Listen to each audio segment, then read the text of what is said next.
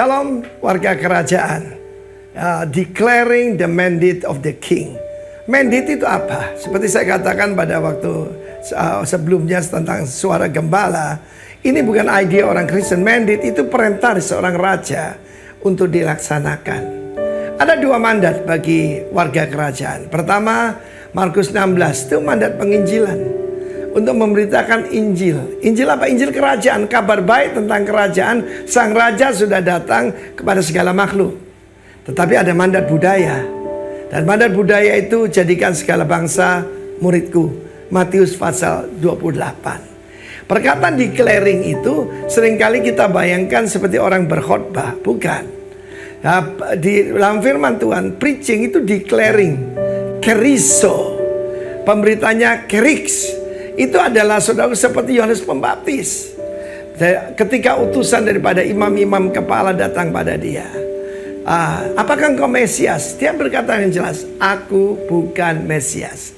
Jadi kalau ada orang mengaku-ngaku dia adalah sang Mesias, Kristus yang telah datang atau penggantinya, jangan percaya saudaraku. Yohanes Pembaptis memberikan contoh yang sangat baik. Kalau begitu engkau adalah Elia. Sebab selain Mesias juga dijanjikan Elia akan datang. Dia bilang bukan. Kristus mengatakan roh Elia. Jadi spirit yang seperti Elia. Bukan reinkarnasi. Apakah engkau nabi yang akan datang? Itu Ulangan 18. Seperti yang dikatakan oleh Nabi Musa. Seorang dari saudaraku, saudaramu, ya, sama seperti aku. Dialah yang harus kamu dengarkan. Saudaraku, dia bilang bukan. Jadi kamu siapa? Ini penting kalau saudara tahu your identity, hidupmu akan berkemenangan. Karena itu dia tidak pernah gentar. Menghadapi tentara Romawi dia berkata, jangan memeras, cukupkan dengan gajimu. Dan dia berkata pada ahli-ahli agama orang-orang Farisi, ular biludak, siapa mengira bahwa kamu bisa meliputkan diri dari hukuman akan datang? Kapak telah sedia di akar pohon. Non-compromise saudaraku. Luar biasa. Dan hidupnya menunjuk pada Kristus. Inilah anak domba Allah yang akan mengangkut dosa seisi dunia. Dia begitu berani. Dia berkata kepada Herodes, tidak benar yang kamu lakukan ini. Kamu mengambil istri dari saudaramu. Herodes Antipas mengambil yaitu Herodias, istri daripada Herod Philip, saudara kandungnya. Jadi ini iparnya saudaraku. Dan kebetulan dia yang paling berkuasa. Tapi tidak pernah ada ketakutan pada Yohanes Pembaptis. Pada mana akhir hidupnya dia dipancung saudaraku. Ketika Salome menari di pesta yang penuh kemabukan itu. Dan Herodias meminta kepala dari Yohanes Pembaptis. Kenapa dia begitu berani? Dia tahu siapa dirinya. Akulah suara yang berseru-seru di padang belantara. Saudaraku, dia tidak punya gedung, tidak punya pengikut, tidak mendirikan partai politik, tidak mendirikan agama. Dia berkata, akulah suara yang berseru-seru di padang belantara. Luruskan jalan bagi Tuhan.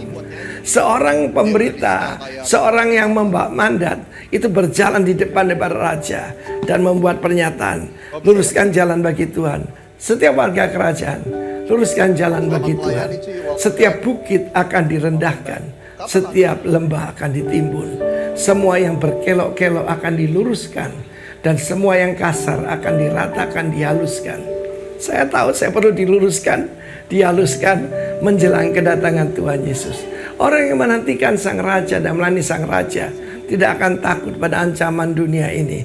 Dan hidupnya akan lurus. Dan Yesus berkata tentang Yohanes Pembaptis, dari yang dilahirkan wanita, there's none greater than John the Baptist. Apa yang kamu lihat di padang gurun? Ya, apa yang kamu lihat? Orang berpakaian halus ada di istana raja. Tetapi tentang dialah yang pembawa berita daripadaku. Dia seorang keriks, dia seorang membuat deklarasi, proklamasi. Inilah anak domba Allah. Tuhan memberkati kita semua jadi pembawa berita dan membawa mandat daripada sang raja. God bless you warga kerajaan. Amin.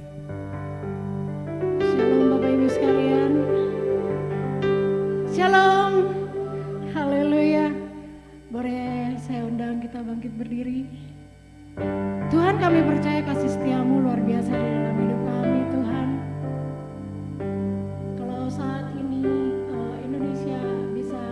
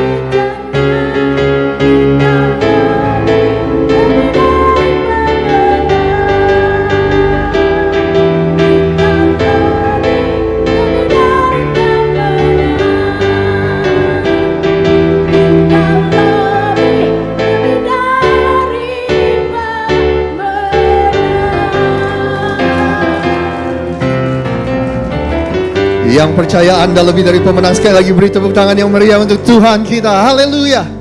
Bapak Ibu dipersilakan duduk. Selamat pagi menjelang siang kepada setiap Anda yang hadir di sini dan juga yang menyaksikan secara online. Terima kasih telah beribadah bersama-sama dengan kami hari ini di Gereja Rock Philadelphia.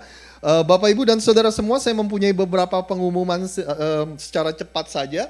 Yang pertama, di 2 minggu dari sekarang adalah Labor Day Weekend, di mana Labor Day biasanya jatuhnya hari Senin. Seperti kebiasaan kita, mungkin ada orang-orang yang mau berpergian sebelum sekolah mulai, sebelum sekolah anak-anak dimulai dan sebagainya. Jadi kita akan mengadakan ibadah gabungan. Ibadah gabungan antara ibadah pagi dan ibadah siang kita gabungkan jam 10 pagi. Minggu depan saya akan ingatkan lagi saudara.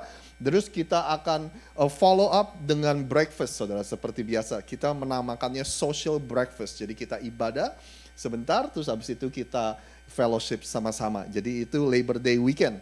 Pengumuman berikutnya minggu depan. Saya mendapat kesempatan untuk berada di Houston, saudara, di acara anniversary dari gereja kita Rock yang ada di Houston, saudara. Sepanjang tahun Anda sudah, selama 1 tahun mereka berdiri, saudara, gereja kita sudah mensupport secara dana, saudara, kita menabur setiap bulannya. Dan hari Minggu depan saya mempunyai kesempatan untuk melihat, biasanya kita melihat dari video, dari foto-foto, tapi minggu depan saya mempunyai kesempatan untuk melihat secara in person. Saya akan melihat bagaimana keadaan gerejanya dan saya akan kembali dan saya akan ceritakan kepada Anda semua. Jadi sekali lagi terima kasih atas semua kebaikan Anda dan kemurahan Anda. Tanpa Anda sadari ketika Anda memberi, dampak dari Anda bukan hanya dirasakan di dalam gereja ini, tetapi melainkan di luar state, dan bahkan kita juga mengambil bagian dalam misi dan mengirimkannya ke Indonesia. Jadi dampak dari pemberian Anda bukan hanya terasa di lingkungan sekitar sini, tetapi juga sampai di mana-mana, saudara. Jadi sekali lagi terima kasih atas setiap pemberian Anda yang Anda berikan untuk gereja ini. Nah, pengumuman yang terakhir, saudara, ini tentang retreat kita, saudara. Ada beberapa poster, satu di pintu situ, satu lagi di depan, di area lobby sana, saudara. Tapi intinya retreat dari Thanksgiving ini akan diadakan di Thanksgiving weekend tentunya, hari Kamis, dan kita akan selesai hari Sabtu, saudara. Jadi Minggu kita masih bisa ibadah. Nah, di depan ada beberapa kartu seperti ini. Saya baru sadar kalau tulisannya itu sangat kecil, saudara. Tapi Anda bisa lihat di poster yang mungkin tulisannya agak besar. Nanti juga saya akan kirimkan digitalnya, poster digitalnya kalau Anda bergabung dalam grup WA kita, grup pengumuman gereja, saudara. Tapi intinya ada beberapa tipe kamar. Jadi kita menjualnya ini bukannya misalnya per orang itu berapa gitu, karena kita sadar kalau kita menjual secara kamar itu akan jatuhnya lebih murah. Contoh, ada kamar tipe A, saudara. Kamar tipe A itu $390 totalnya, saudara. Dan di situ ada harga dan maksimal untuk 2 orang dewasa. Tapi misalnya Anda seperti saya, keadaannya punya 2 anak kecil, kita bisa mengambil kamar tipe A yang punya 1 king bed, saudara, dan kita bisa isi berempat. Jadi jatuhnya itu kan akan lebih murah daripada seorang misalnya $120 atau seorang berapa gitu, saudara. Yang punya anak-anak itu kan jadi jatuhnya mahal. Itu jadi 1 king bed itu tipe A. Tipe B Anda bisa lihat lagi, misalnya contohnya ada 2 queen bed di dalamnya, 2 ranjang. Nah itu Anda kalau mau isi 4 orang juga boleh, jadi jatuhnya per orangnya murah, saudara. Jadi semua uang pendaftaran itu termasuk dari makan siang ketika kita mau berangkat hari Kamisnya, kita akan makan siang sama-sama di gereja. Lalu waktu sebelum pulang hari Sabtunya, sebelum kembali ke Philadelphia, semua akan mendapatkan makan siang di buffet, saudara. Jadi harga pendaftaran itu sudah termasuk dalam makan siang tersebut, saudara. Jadi untuk lebih detailnya Anda bisa kontak Nana sebagai kontak person dalam soal retreat ini, dan juga Susi kalau Aso boleh berdiri sebentar biar orang-orang lihat. There you go, di belakang sana. Ya, Anda bisa tanya sama mereka kira-kira kalau situasi keluarga Anda, kita punya anak begini, kira-kira situasinya yang paling efisien, yang mana yang paling murah, yang mana, saudara. Jadi kita bisa bantu untuk bicarakan secara untuk memberikan Anda solusi kira-kira jalan yang terbaik seperti apa. Jadi kita sudah, retreat ini adalah retreat gabungan dari 3 gereja. Saudara, kemarin kita udah sempat meeting dan kita udah coba tekan harganya, udah ditekan-tekan lah saudara angka harganya supaya ini tidak membebankan bagi semua yang ikut.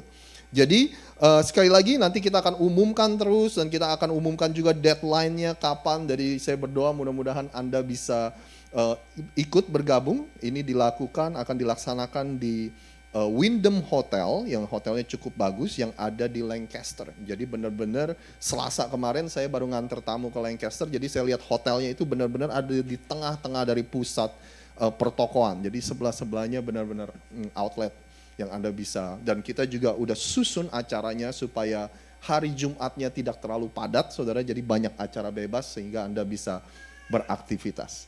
Jadi itu aja pengumuman hari ini, saudara.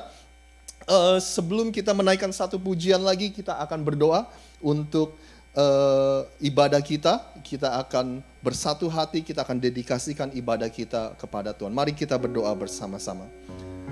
Tuhan Allah Bapa yang ada di surga, sungguh kami bersyukur atas sepanjang minggu penyertaan-Mu dalam kehidupan kami begitu sempurna Tuhan.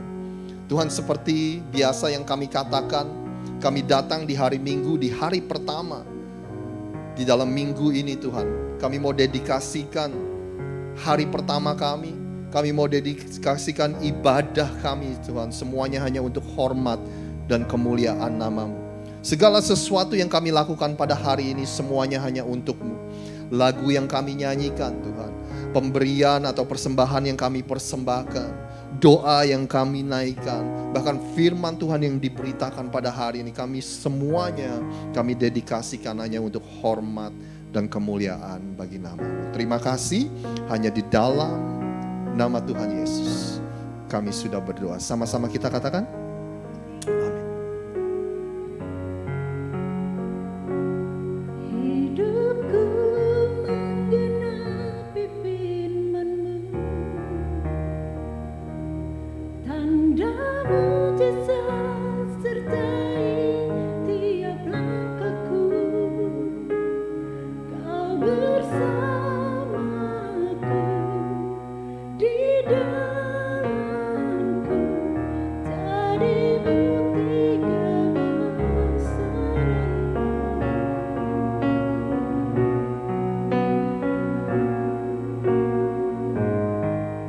Tuhan, Kau sambut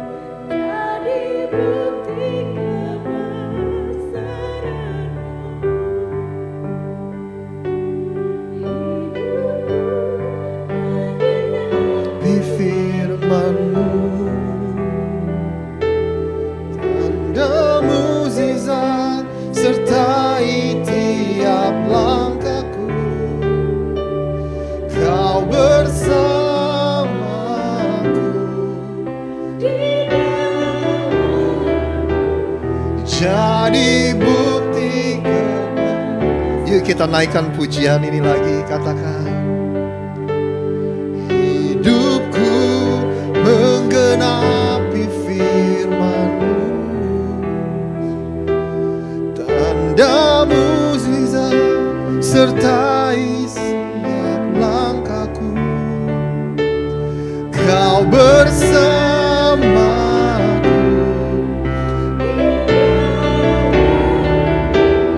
jadi bukti. Sekali lagi aja saudara, katakan hidupku menggenapi. Itu kerinduan setiap kami ya Tuhan.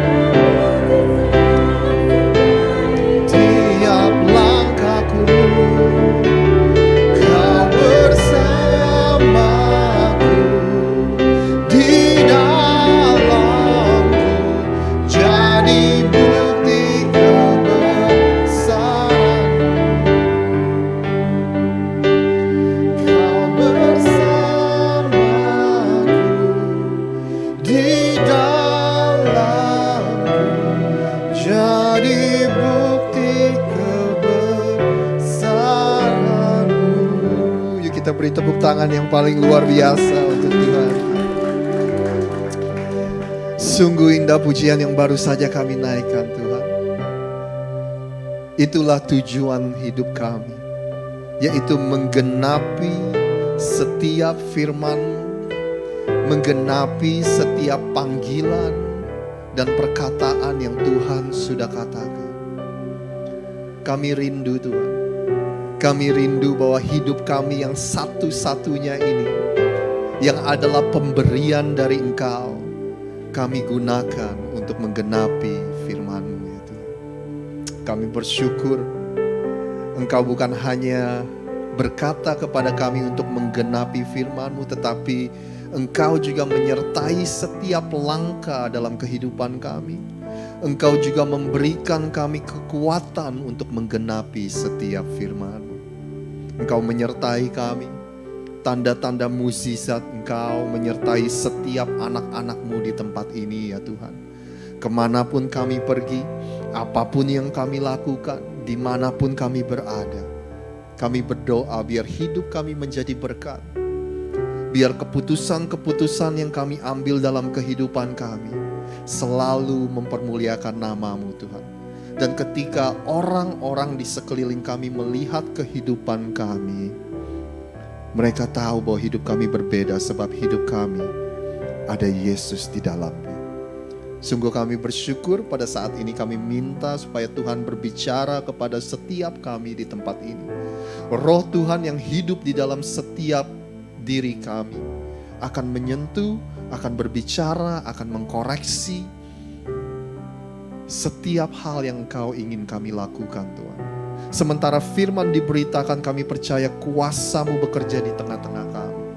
Kuasa-Mu memulihkan kehidupan kami, kuasa-Mu menyembuhkan kehidupan kami, kuasa-Mu juga memerdekakan hidup setiap kami. Kami percaya kami lakukan semua ini setiap minggu bukan hanya sekedar rutinitas dan ritual agama, melainkan kami sungguh percaya ketika kami bersatu di tempat ini, ada kuasa-Mu yang bisa mengubahkan hidup setiap kami. Dan ketika kami pulang dari tempat ini, kami dikuatkan dan kami diubahkan dan hidup kami tidak akan pernah sama lagi. Berbicara kepada setiap kami ya Tuhan, di dalam nama Tuhan Yesus kami sudah berdoa. Yang percaya sama-sama katakan amin. Sekali lagi beri tepuk tangan yang meriah untuk Tuhan kita. Anda dipersilakan duduk.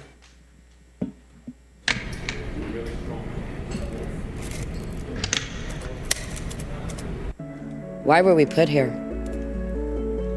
I think everyone wants to know, why were we put here? Why are we on earth? My purpose in life is to live a normal life, to be a citizen, a productive citizen. Intentar pasar por la vida de la manera más desapercibida posible. I don't fully know why I'm here, but I enjoy that. I enjoy knowing that because then that creates endless possibilities for myself. I would like to make a difference, even if it's only in one life. I'd prefer to do more. Because I think the meaning of life, in my opinion, is to find something that you're passionate about and use that passion to make the world around you a better place.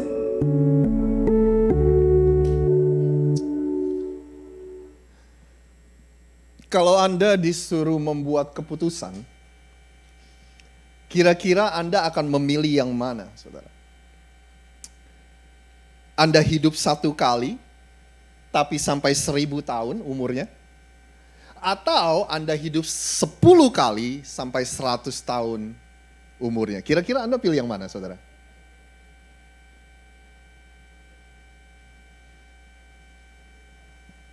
Yang kedua adalah keputusan yang sulit, saudara. Kalau Anda disuruh memilih, namanya ini cuma iseng-iseng ya, cuma main, saudara ya. Kira-kira keputusan mana yang Anda akan ambil? Anda mau jadi 2 kali lebih gemuk, atau Anda mau jadi setengah lebih pendek, saudara?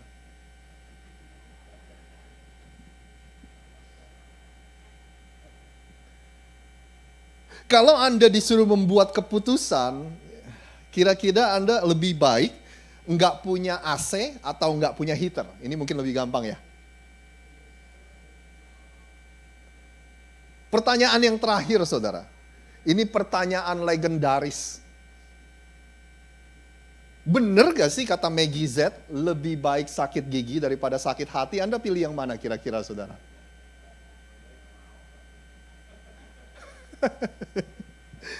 Tahukah Anda, kita manusia diperkirakan setiap hari kita rata-rata membuat keputusan sebanyak 35.000 keputusan, saudara. Kalau kita pikir-pikir banyak juga ya keputusan yang kita ambil setiap hari ya. Tapi memang kenyataannya seperti itu. Keputusan demi keputusan kita ambil setiap hari dan Anda bebas untuk membuat keputusan apa saja, saudara. Kecuali Anda anak kecil. Ketika kita beranjak dewasa, nggak ada yang bisa memaksa kita untuk membuat keputusan yang kita mau ambil, saudara. Dari keputusan yang rutin, yang sederhana, yang setiap hari kita buat, ya kan, mau makan apa, mau makan di mana, hari ini mau masak apa, saudara, makan jam berapa, saudara. Ya kan?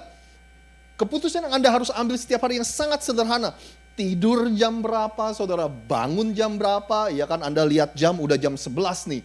Tapi nanggung nih, saudara nih, 1 episode, 2 episode lagi nih kayaknya masih bisa nih drama Korea ya, saudara ya. Aduh, Anda harus membuat keputusan. Ya udahlah, kita nonton 1 episode lagi. 1 episode jadi 2 episode, jadi 5 episode. Begitu Anda lihat jam, udah jam 3 pagi. Anda harus kerja jam 6 pagi. Saudara. Semua gara-gara drama Korea.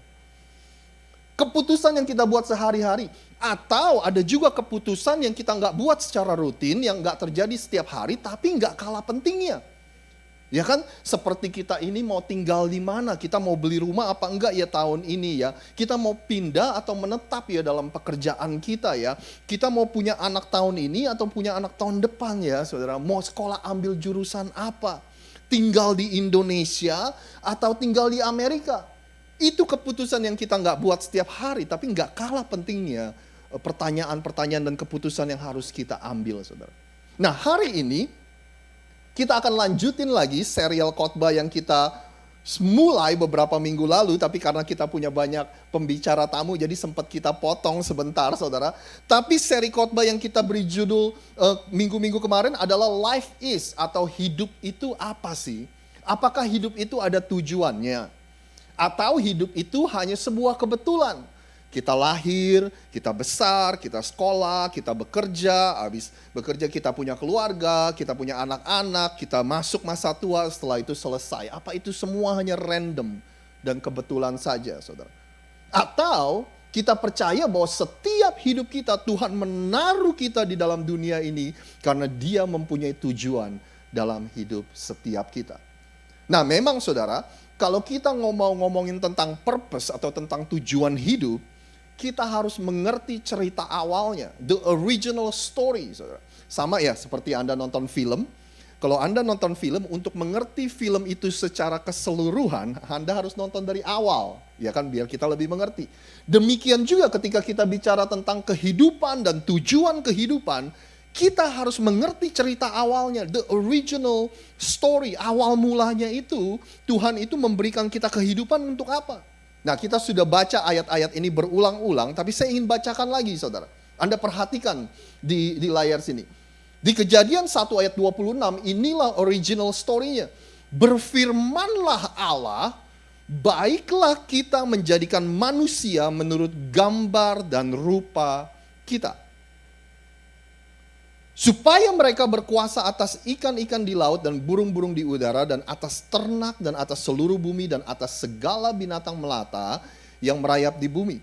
Ayat 27 dikatakan, maka Allah menciptakan manusia itu menurut gambarnya, menurut gambar Allah diciptakannya dia, laki-laki dan perempuan diciptakannya mereka. Lalu Tuhan Allah memberkati mereka. Lalu Allah berfirman kepada mereka, beranak cuculah dan bertambah banyaklah. Penuhilah bumi dan taklukkanlah itu dan berkuasalah atas ikan-ikan di laut, burung-burung di udara dan atas segala binatang yang merayap di bumi. Jadi original story-nya, ceritanya saudara, ketika Tuhan menciptakan surga dan bumi, langit dan bumi dan segala isi bumi, termasuk Anda dan saya, kita manusia saudara. Kita bilang seindah-indahnya ciptaan Tuhan yang lain, bintang, matahari, gunung, samudra. Tapi hanya ada satu ciptaan Tuhan yang diciptakan menurut gambar dan rupa Allah.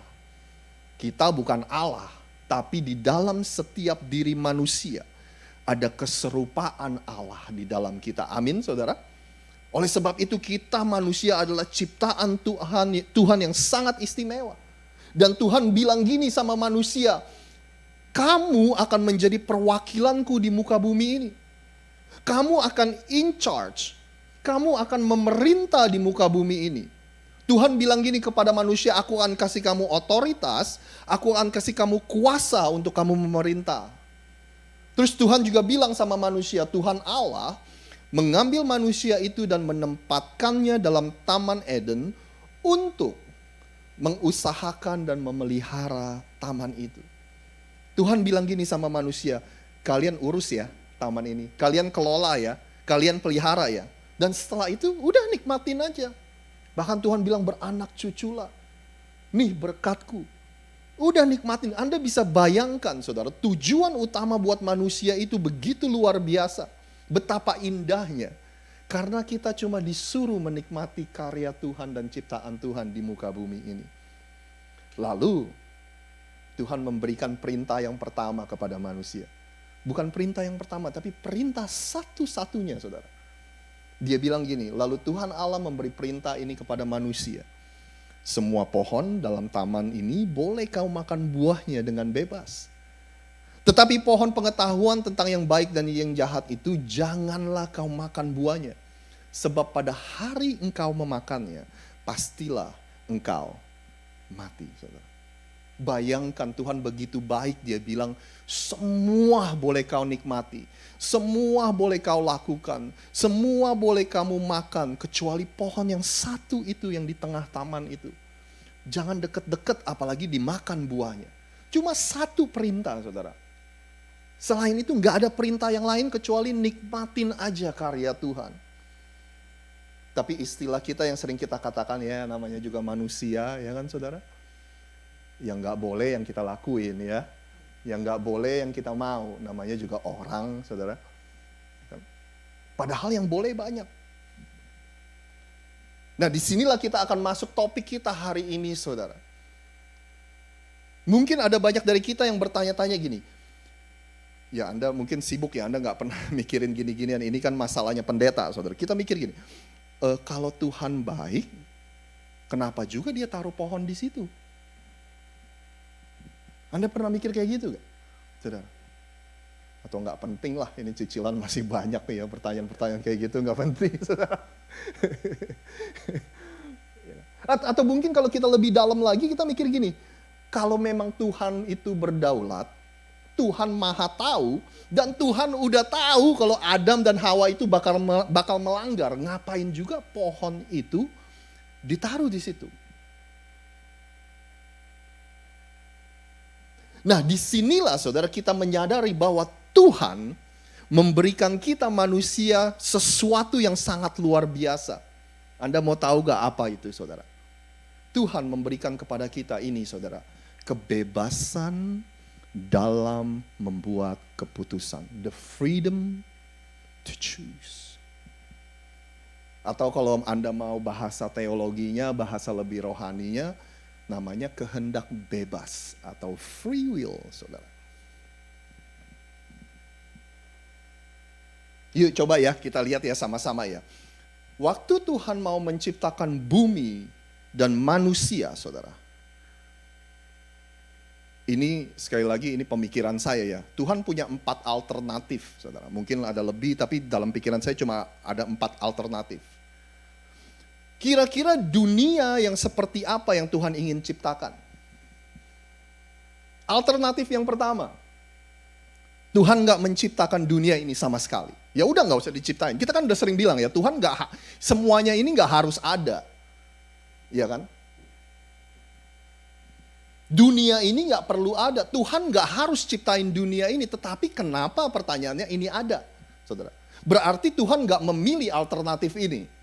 Karena buktinya kita ada hari ini. Dunia ini ada. Pilihan yang kedua atau alternatif yang kedua yang Tuhan bisa lakukan, Dia akan menciptakan dunia di mana there's no such thing as good and evil. Artinya di dalam dunia ini nggak ada yang baik, yang nggak ada yang jahat. Pokoknya semua bebas aja mau lakuin apa kayak. Mungkin dalam gambaran kita paling mirip adalah gambaran apa ya, kayak dunia fauna gitu ya, dunia hewan, saudara. Pokoknya mau saling terkam, orang yang ada di atas piramid yang akan membantai semuanya, siapa kuat dia yang akan menang, siapa cepat dia yang akan dapat, hukum rimba gitu, saudara. Ya kan? Manusia mau saling bunuh, pokoknya nggak ada yang baik dan yang nggak ada yang jahat, saudara.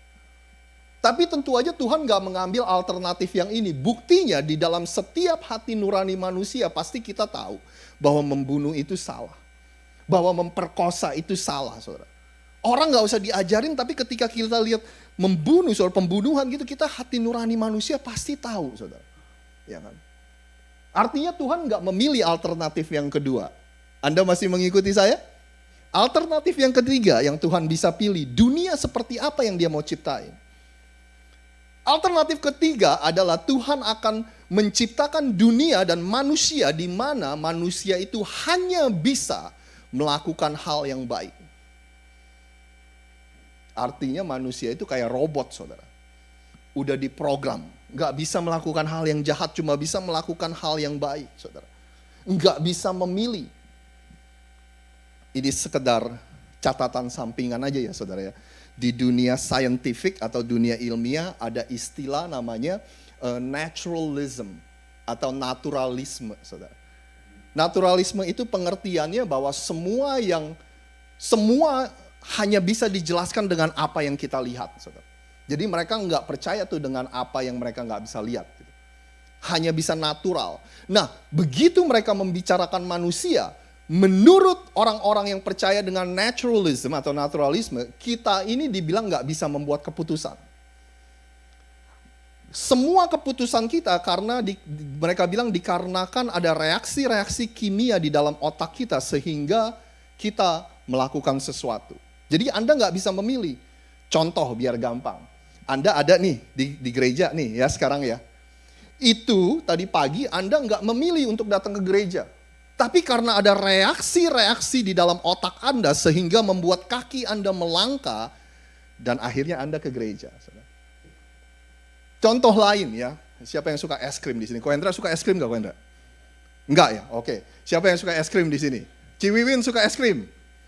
Ya, rasa apa? Flavor apa? Kacang hijau apa? Oh kopi, kirain kacang hijau. Barusan Ciwiwin itu memilih flavor kopi, itu dikarenakan ada reaksi-reaksi kimia di otak Ciwiwin yang membuat dia memilih kopi. Jadi dia nggak mempunyai kebebasan untuk memilih, saudara. Nah, saya tahu kita bukan orang pinter, kita bukannya ilmuwan, saudara. Tapi dengan pakai akal sehat kita aja, saudara. Kayaknya itu sangat kita nggak bisa nerima ya saudara yang kayak begitu-gituan ya kan saudara. Karena Karena kita tahu kita semua mempunyai kebebasan untuk memilih.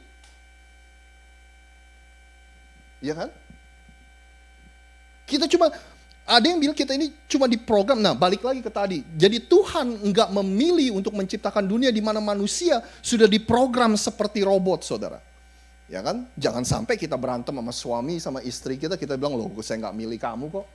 Itu reaksi di otak saya yang akhirnya memilih kamu gitu, saudara. Jadi Tuhan enggak mengambil alternatif yang ketiga tadi.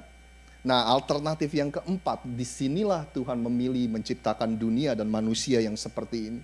Di mana Dia menciptakan manusia yang mempunyai kebebasan untuk memilih. Saudara. Punya kehendak bebas. Punya kebebasan untuk membuat keputusan. Anda tahu kenapa Tuhan menciptakan dunia yang seperti ini? Di mana kita punya kebebasan untuk memilih. Karena di dalam dunia yang seperti inilah kasih atau love itu bisa ada, saudara. Karena kasih pada hakikatnya nggak bisa dipaksakan. Ibu-ibu, waktu ibu-ibu dulu masih single, terus ada cowok yang ngejar-ngejar ibu-ibu, ya kan? Terus ibu-ibu bilang gini, aduh, saya nggak cinta sama kamu, ya kan? Kita temenan aja. Udah gitu cowok itu ngejar terus, saudara. Akhirnya cowok itu bilang sama ibu-ibu, bilang gini, saya akan memaksa kamu untuk mencintai saya. Kira-kira bisa gak, saudara? Ya kan? Bahkan yang Anda lakukan, Anda akan telepon polisi kalau ada cowok yang seperti itu, saudara. Karena kasih pada hakikatnya gak bisa dipaksakan, saudara. Makanya Tuhan ingin menciptakan dunia dan manusia di mana mereka mempunyai kehendak bebas untuk bisa memilih. Apakah mereka mau memilih untuk menerima Tuhan atau mereka memilih untuk menolak Tuhan, saudara. Waktu Tuhan bilang gitu, ada satu pohon yang ada di tengah-tengah taman itu, jangan kau sentuh. Manusia mempunyai kebebasan, apakah saya mau percaya perkataan Tuhan? Apakah saya cukup mengasihi Tuhan untuk mempercayai peringatannya? Atau saya menolak? Saya tidak percaya Tuhan. Jangan-jangan Tuhan menyembunyikan sesuatu dari saya. Makanya Dia nggak boleh mengizinkan saya untuk menyentuh pohon itu. Jadi kasih pada hakikatnya nggak bisa dipaksakan, saudara. Pada dasarnya ketika kita bicara tentang tujuan hidup, Tuhan ingin memberikan kebebasan kepada setiap Anda dan saya untuk memilih. Kita ini percaya sama Tuhan atau enggak? Tuhan ini bisa dipercaya gak dengan kehidupanku? Tuhan, di dalam rencanamu, di dalam kehendakmu, itu akan lebih baik untuk diriku. Atau kita berkata, no thank you Tuhan, sorry. Saya jalanin hidup saya aja deh, sendiri deh. Ya kan? Karena saya tahu yang terbaik untuk hidup saya sendiri, saudara. Tuhan memberikan kita, alasan Tuhan memberikan kita kehendak bebas sekali lagi. Karena Dia ingin kita punya kehendak bebas untuk memilih dan mengambil keputusan. Apakah kita akan menerima Tuhan atau menolak Tuhan. Anda masih bersama dengan saya, saudara? Ada seseorang yang bernama C.S. Lewis dalam bukunya The Great Divorce. Dia bilang gini, there are only two kind of people in the end. Those who say to God, thy will be done, or those to whom God says in the end, thy will be done. Cuma ada dua tipe orang di dunia ini pada akhirnya, kata C.S. Lewis, saudara. Orang yang bilang sama Tuhan, Rosit yang bilang sama Tuhan, Tuhan biar kehendakmu lah yang jadi dalam hidupku. Atau tipe orang yang kedua adalah Tuhan bilang sama Rosit, ya udahlah Rosit, kehendakmu aja yang jadi. Pada akhirnya cuma ada dua tipe orang, saudara. Makanya pertanyaan lain yang sering timbul dalam pikiran kita adalah gini, kalau Tuhan itu penuh kasih, kenapa Dia kirim orang ke neraka? Kan Tuhan Maha Pengasih, kenapa Dia kirim orang ke neraka, saudara? Kalau kita pikir-pikir lagi pertanyaannya, saudara, sebenarnya surga itu definisi dasarnya itu apa sih? Surga itu kan definisi yang paling sederhana adalah kita akan hidup bersama dengan Tuhan selama-lamanya. Neraka itu definisi yang paling sederhana itu apa sih? Kita akan hidup terpisah dari Tuhan selama-lamanya. Itu yang paling sederhana, saudara. Nah, kira-kira Tuhan bisa gak disebut dia ini pengasih kalau ada orang yang menolak Tuhan tetapi Tuhan paksa untuk dia hidup di dalam kekekalan selama-lamanya bersama dengan dia? Anda nangkep gak logikanya, saudara? Ya kan? Tuhan gak bisa disebut maha pengasih kalau ada orang yang udah nolak dia tapi dia paksa masuk ke surga untuk hidup bersama dengan dia selama-lamanya. Ya kan? Justru Tuhan adalah maha pengasih, makanya Tuhan memberikan dia keputusan untuk memilih. Kalau orang ini gak mau bersama dengan Tuhan, karena Tuhan pengasih, karena kasih hakikatnya gak bisa dipaksakan, Tuhan akan membiarkan dia mengambil keputusan.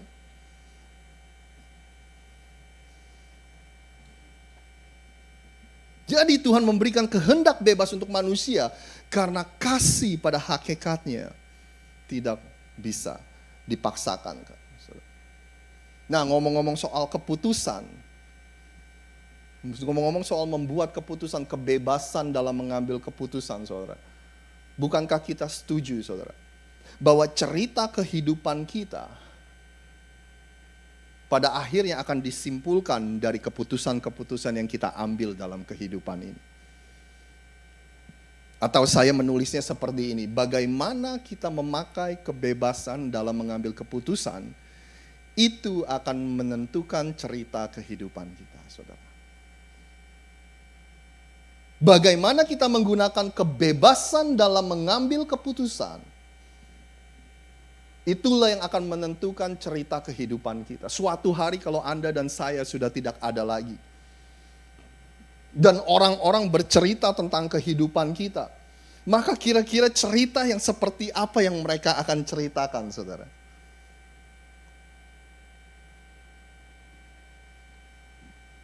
Apakah mereka akan bilang, oh iya saya ingat loh, dia itu orang yang sangat mengasihi Tuhan. Dia itu orang yang sangat mengasihi keluarganya, dia sayang banget sama keluarganya. Wah, dia itu tuh murah hati banget. Gampang memberi, gampang membantu orang-orang di sekeliling.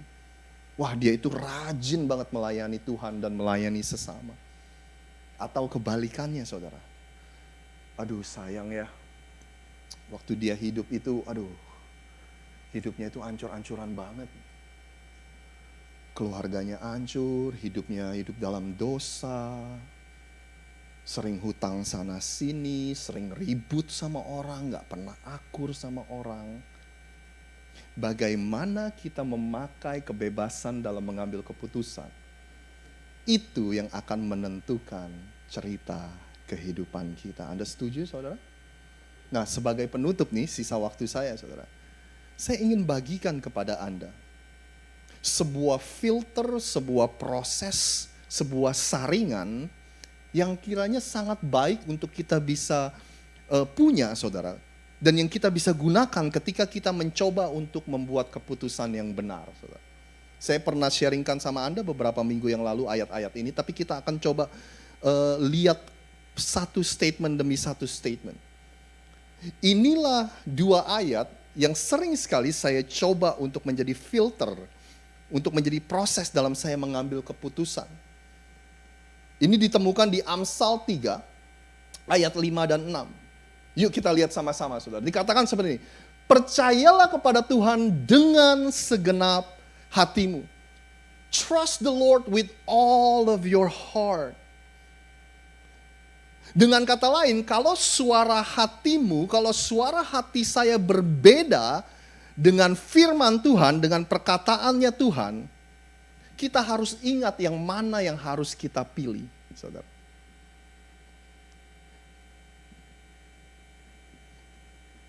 Alkitab bilang gini, hati manusia itu licik melebihi segala sesuatu. Kira-kira Anda setuju gak ya?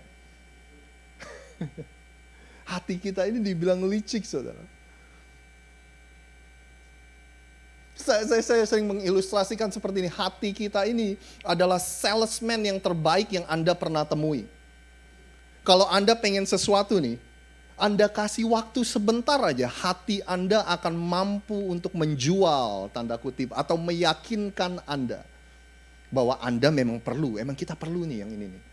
Ya kan? Itulah hati kita, saudara. Saking pinternya, saking tanda kutip liciknya, saudara.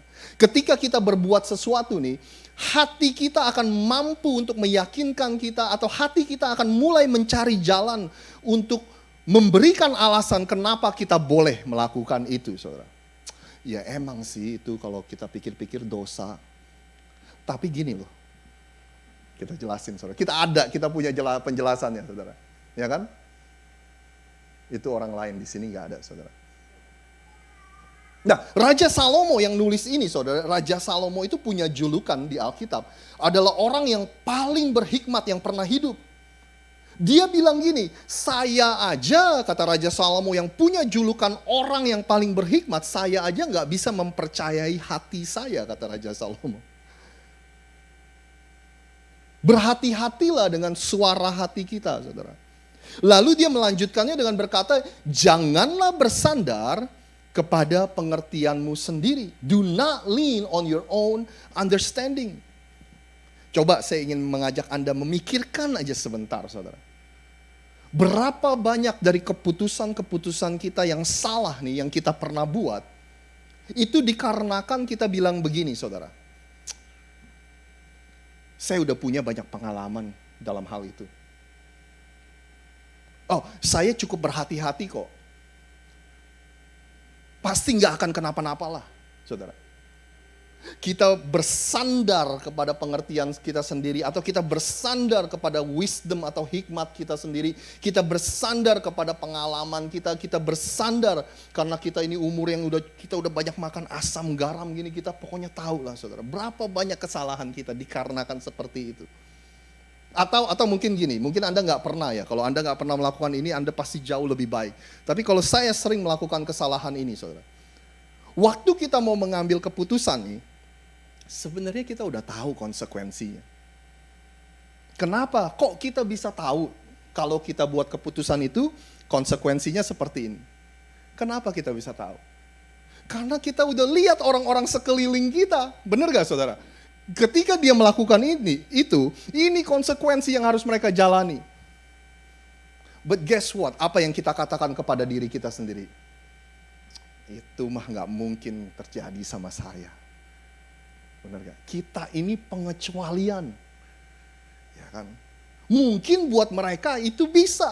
Itu kejadian sama mereka. Tapi kalau kita, gak mungkin kejadian sama kita.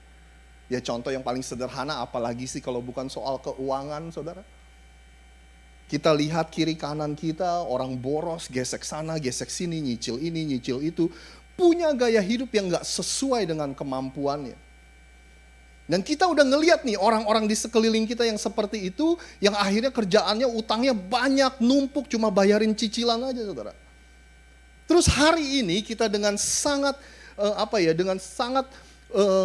tanda kutip lugu, kita gesek, kita cuma bilang gini, kalau saya sih pengecualian, kalau saya sih tiap bulan langsung bayar, ya kan?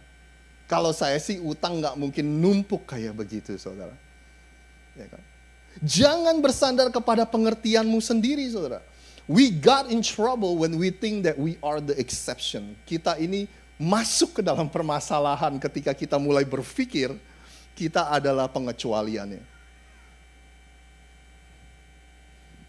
Dan berikutnya, saudara, saya rasa kalimat berikutnya inilah kuncinya dari semua hal dalam membuat keputusan yang tepat. Dia bilang gini, akuilah dia dalam segala lakumu, maka ia akan meluruskan jalanmu. Kata kunci yang saya cari nggak ada dalam terjemahan bahasa Indonesia. Tapi dalam terjemahan bahasa Inggris dibilang gini, in all of your ways, submit to him. And he will make your path straight. Di dalam segala jalanmu, tunduklah kepada Tuhan, maka ia akan meluruskan jalanmu, saudara. Inilah satu kata kunci, saudara. Submission. Dalam bahasa Indonya, penundukan diri, saudara. Kita pikir, kalau kita mau membuat keputusan yang benar, itu dimulai dari informasi. Kalau saya punya informasi yang tepat, pasti saya akan membuat keputusan yang benar. Informasi mah kita nggak kekurangan hari ini, saudara. Benar nggak? Dibungkus rokok aja udah ditulis, merokok akan mengakibatkan ini. Kita udah punya informasinya, saudara. Ya kan? Bukan informasi yang pertama yang kita penting, tapi yang paling penting, tetapi adalah ketika kita mau tunduk dengan apa yang Tuhan katakan. Itulah kunci dari membuat keputusan yang benar, saudara. Dan tunduk bukan cuma di dalam beberapa hal, tetapi in all of your way, di dalam segala jalanmu, di dalam segala keputusanmu, saudara. Bukan cuma hal-hal rohani aja, tetapi di dalam setiap keputusanmu, dalam bekerja, dalam keuangan, dalam karir, dalam sekolah, dalam berumah tangga, di dalam semua jalanmu, submit to Him. Jalankan apa yang Tuhan sudah ajarkan dan apa yang Tuhan sudah perintahkan. Kalau Anda melihat kehidupan dari orang yang menulis Amsal, namanya siapa, saudara? Siapa, saudara? Raja Salomo, saudara. Ini Raja Salomo adalah contoh orang, walaupun dia berhikmat, walaupun dia ngajarin orang, walaupun dia nulis kata-kata yang berhikmat, Amsal itu penuh sekali dengan hikmat. Tulisan-tulisan dia yang lain, kitab pengkhotbah itu penuh sekali dengan hikmat-hikmat kehidupan. Tapi ini adalah contoh orang di mana dia bisa ngomongin orang tapi dia nggak melakukan dalam kehidupannya sendiri, saudara. Kalau ini seorang pengkhotbah, ini orang yang jago khotbah, tapi dia nggak mempraktekannya dalam kehidupannya sendiri, saudara.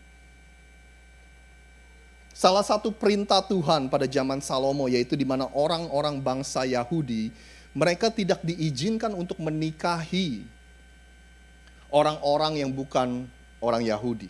Dengan kata lain, mereka nggak diizinin untuk menikahi non-Yahudi, saudara. Bukan karena Tuhan rasis, bukan, saudara. Karena Tuhan tahu bahwa orang-orang non-Yahudi itu akan menjauhkan mereka dari Tuhan. Nah, Raja Salomo, saudara, seperti yang Anda tahu ya, dia itu punya 300 istri, dan 700 gundik. Gundik itu apa sih? Kayak wanita sampingannya lah, saudara. 1000 wanita dalam kehidupannya. Nah, salah satu yang dilakukan oleh Raja Salomo yaitu dia menikahi putri-putri dari kerajaan yang ada di sekeliling bangsa Israel. Salah satunya adalah putri dari Raja Mesir. Dia nikahi, saudara. Mesir pada waktu itu adalah salah satu kerajaan dan bangsa yang terkuat dan yang besar pada saat itu, saudara. Kalau menurut suara hati Salomo, ketika Raja Salomo mencoba untuk bersandar kepada pengertiannya sendiri, sebenarnya ini adalah langkah yang sangat-sangat brilian, saudara. Kenapa? Karena dengan menikahi putri-putri dari bangsa lain, dia ini bisa menjalin hubungan politik dengan bangsa-bangsa yang lain, saudara. Dengan kerajaan-kerajaan tetangga. Dan akhirnya nggak ada perang, damai terjadi, saudara, pada zaman itu. Karena dia mempunyai jalinan yang baik dengan kerajaan-kerajaan tetangga. Tapi masalahnya, pengertian, hikmat, dan suara hati Salomo itu bertentangan dengan apa yang Tuhan sudah perintahkan. Dengan kehendaknya Tuhan. Nah, singkat cerita, di akhir dari kehidupan Salomo, Anda mau tahu apa yang terjadi? Alkitab mencatat gini, saudara. His wife turned his heart away from God. Istri-istrinya Salomo menjauhkan hatinya Salomo dari Tuhan. Dan Raja Salomo mulai menyembah Allah-Allah dari kerajaan yang lain. Dia mulai menyembah berhala, saudara. Dan konsekuensinya bukan hanya ditanggung oleh Raja Salomo, tapi oleh seluruh bangsa Israel. Kenapa? Setelah Raja Salomo mati, saudara, kerajaan Israel terbelah menjadi dua.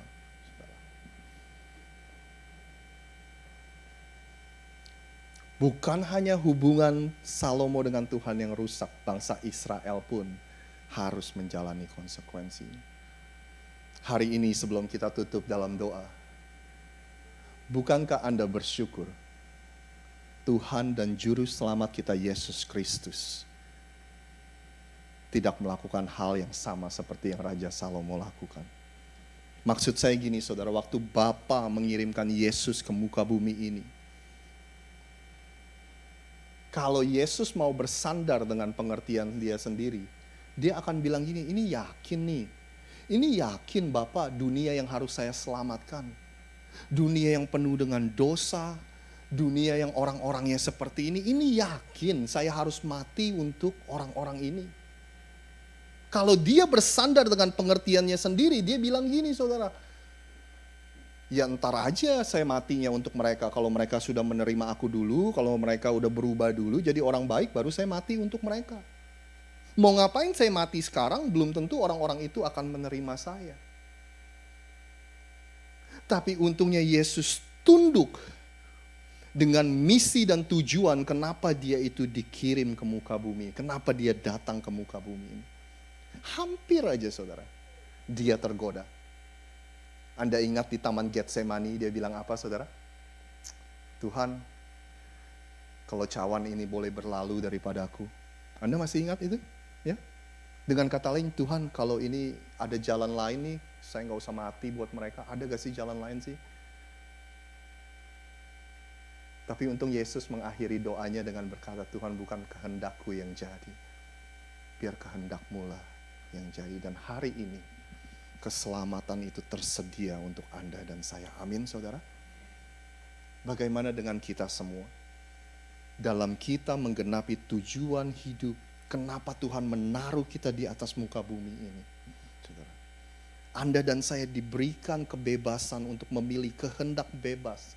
Kebebasan untuk membuat keputusan, dan saya berdoa supaya kita menggunakan keputusan-keputusan yang diberikan, kebebasan dalam mengambil keputusan itu untuk menggenapi tujuan hidup yang Tuhan sudah taruh dalam kehidupan kita. Dan berita baiknya, Tuhan sudah memberikan kuasa kepada setiap kita untuk membuat keputusan yang tepat. Saya akan akhiri dengan membacakan kepada Anda satu ayat ini. 2 Petrus 1 ayat 3, saya memakai terjemahan sederhana Indonesia.